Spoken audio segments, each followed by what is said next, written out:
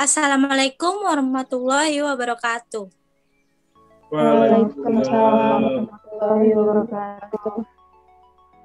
Kami dari kelompok pertama akan menjelaskan tentang analisis aktivitas. Kami terdiri dari 5 orang. Yang pertama saya sendiri, Resi Rosita, lalu rekan saya. Saya Rico Anggara Putra. Saya Ronia. Saya Sylvia Umaya. Saya Siti Nurhayati.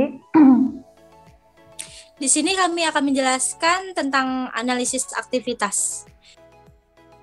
Materi analisis aktivitas akan dijelaskan oleh rekan saya, Siti Nurhayati. Baik, terima kasih atas waktunya. Di sini saya akan menjelaskan tentang pengertian rasio aktivitas. Rasio aktivitas digunakan untuk mengetahui efisiensi organisasi dalam memanfaatkan asetnya untuk menghasilkan kas dan pendapatan. Rasio ini digunakan untuk memeriksa tingkat investasi yang dilakukan pada aset dan pendapatan yang dihasilkannya.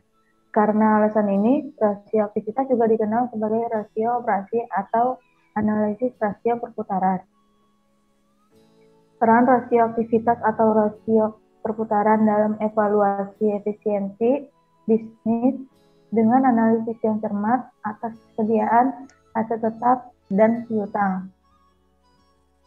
Rasio ini juga berguna untuk membandingkan bagaimana kinerja perusahaan berdasarkan tren dari waktu ke waktu. Dalam analisis pernyataan horizontal atau bagaimana kinerja perusahaan bersaing dengan kompetitor dalam analisis perusahaan yang sebanding. Manfaat selanjutnya akan dibahas oleh teman saya, Resi Rosita. Selanjutnya adalah manfaat rasio analisis aktivitas. Rasio aktivitas memiliki beberapa manfaat bagi bisnis, yaitu diantaranya adalah yang pertama, membantu membandingkan pengembangan bisnis di lini operasi yang sama. Yang kedua, identifikasi masalah dapat dilakukan dengan menggunakan rasio yang benar dan membuat Anda dapat melakukan koreksi yang diperlukan dalam menjalankan bisnis dapat dilakukan. Yang ketiga, menyederhanakan analisis dengan menyediakan data keuangan dalam format sederhana yang pada akhirnya membantu dalam mengambil keputusan.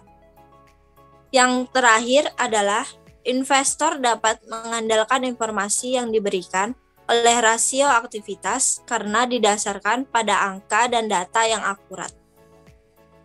Selanjutnya akan dijelaskan oleh rekan saya, yaitu Ronia. Baik, saya akan menjelaskan tentang jenis rasio aktivitas. Yang pertama ada rasio perputaran total aset atau sering disebut dengan total asset turnover. Rasio ini mengukur aktivitas aset dan kemampuan perusahaan menghasilkan penjualan melalui asetnya. Pada intinya semakin tinggi rasio ini, semakin baik bagi perusahaan karena ini berarti dapat menghasilkan lebih banyak penjualan dengan beberapa tingkat aset tertentu. Kemudian ada rasio perputaran aset lancar atau sering disebut dengan current asset turnover. Mirip dengan rasio perputaran persediaan, perbedaannya adalah rasio perputaran aset lancar mengukur kemampuan perusahaan menghasilkan penjualan dari aset lancarnya, seperti kas, inventaris, piutang, dan lain-lain. Kemudian ada rasio perputaran modal kerja atau sering disebut dengan working capital turnover.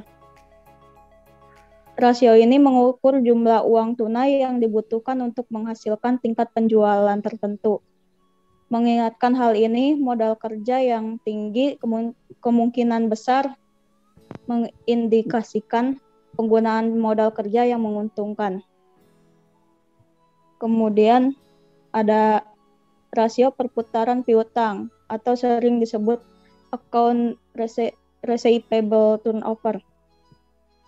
Untuk mengukur berapa kali piutang dapat diubah oleh perusahaan menjadi uang tunai, kita harus menghitung rasio perputaran piutang.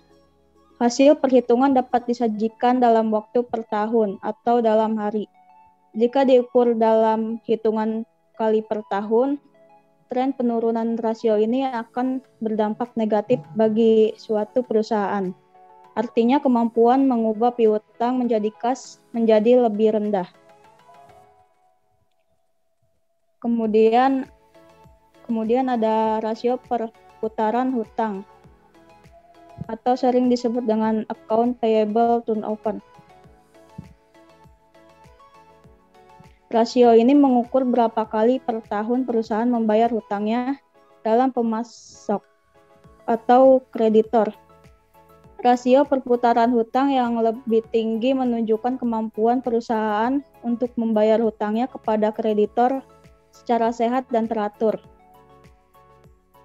Kemudian ada rasio hutang beredar atau sering disebut dengan days payable outstanding untuk mengukur jumlah hari yang rata-rata dibutuhkan oleh perusahaan untuk membayar hutang kepada krediturnya.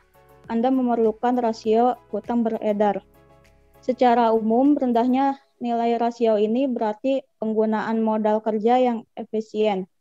Namun, rasio hutang hari yang lebih besar tidak selalu menunjukkan posisi perusahaan yang buruk, karena menunda pembayaran pada pemasok hingga tanggal terakhir dapat dilakukan oleh perusahaan secara teratur untuk mempersingkat siklus konversi kas. Kemudian ada rasio perputaran persediaan atau sering disebut dengan inventory turnover. Rasio ini menunjukkan beberapa hari yang biasanya dibutuhkan perusahaan untuk mengubah persediaan menjadi penjualan. Rasio perputaran persediaan yang lebih rendah akan menunjukkan bahwa lebih sedikit waktu yang dibutuhkan untuk perusahaan mengubah persediaan menjadi penjualan. Dan yang terakhir ada rasio perputaran kas atau sering disebut dengan cash turnover. Efisiensi penggunaan kas perusahaan ditunjukkan oleh rasio perputaran kas. Biasanya nilai rasio yang tinggi ini dianggap lebih baik karena hal ini berarti perusahaan menggunakan kasnya secara efektif dan lebih sering melakukan penyerahan. Selanjutnya akan dijelaskan oleh Sylvie. Yang selanjutnya ada rumus rasio aktivitas. Yang pertama yaitu rasio perputaran aset lancar atau current asset turnover. Rumusnya yaitu perputaran aset lancar sama dengan penjualan bersih dibagi aset lancar rata-rata. Yang kedua ada rasio perputaran total aset atau total asset turnover sama dengan total aset turnover penjualan bersih dibagi total aset rata-rata. Selanjutnya ada rasio perputaran modal kerja atau working capital turnover, yaitu penjualan menjadi modal kerja sama dengan penjualan dibagi modal kerja rata-rata.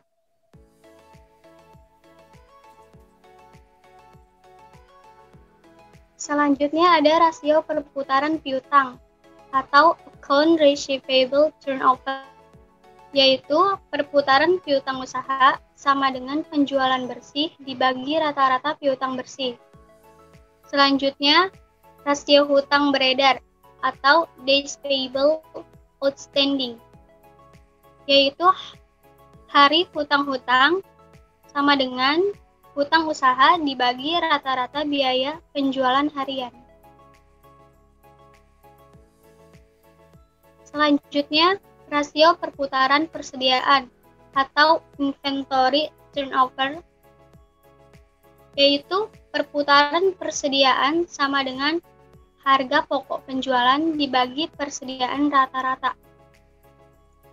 Yang selanjutnya, rasio perputaran kas atau cash turnover, yaitu perputaran kas sama dengan penjualan dibagi kas rata-rata dan setara kas dan saham yang dapat dipasarkan. Yang selanjutnya akan dijelaskan oleh Rizon tentang gambaran hitungannya. Ya, di sini ada gambaran dari hitungan laba rugi dari PT Unilever Indonesia Tbk dalam jutaan rupiah. Di sini sudah dihasilkan dan sudah dianalisis. Ini hasilnya. Setelah itu ada laporan neraca dari PT Unilever Indonesia Tbk yang berbentuk dalam jutaan rupiah. Ini sudah dianalisis oleh tim kami dan ini hasilnya. Selanjutnya ada contoh dari financial ratio dari PT Unilever Indonesia Tbk. Pada tahun 2018, inventory turnover didapatkan rasionya yaitu sebesar 7,79. Untuk tahun 2017, inventory turnover-nya didapatkan 8,35. Artinya lebih besar tahun 2017 dibandingkan dengan tahun 2018 yang menurun. Selanjutnya ada receivable turnover. Pada tahun 2018, rasionya dihasilkan 8,39. Sedangkan untuk tahun 2017 hasilnya 81,1. Yang artinya itu turun. Selanjutnya ada payable turnover. Yang tahun 2018 dihasilkan 1,73. Sedangkan payable turnover tahun 2017 dihasilkan rasionya adalah 1,46. Artinya pada tahun 2018 mengalami kenaikan dibandingkan dengan 2017. Setelah itu, working capital. Pada tahun 2018 dihasilkan 5,02. Sedangkan working capital turnover pada tahun 2017 5,19. Yang artinya menurun. Sedangkan pada tahun 2018 itu dihasilkan 5,02. Selanjutnya ada fixed asset turnover. Pada tahun 2018 dihasilkan 3,73. Sedangkan fixed asset turnover 2017 3,76. Artinya itu mengalami penurunan yang dihasilkan di 2018. Dan terakhir ada total asset turnover. Di tahun 2018 dihasilkan 2,14. Pada tahun 2017 138,31. Itu artinya mengalami penurunan. Ya, sekian contoh dan hasil rasio dari PT Unilever Tbk yang telah dianalisis oleh tim kami. Terima kasih. Baiklah, itu tadi hasil diskusi kami tentang analisis aktivitas yang berkaitan dengan rasio analisis. Kurang dan lebihnya kami mohon maaf. Assalamualaikum warahmatullahi wabarakatuh. Waalaikumsalam warahmatullahi wabarakatuh.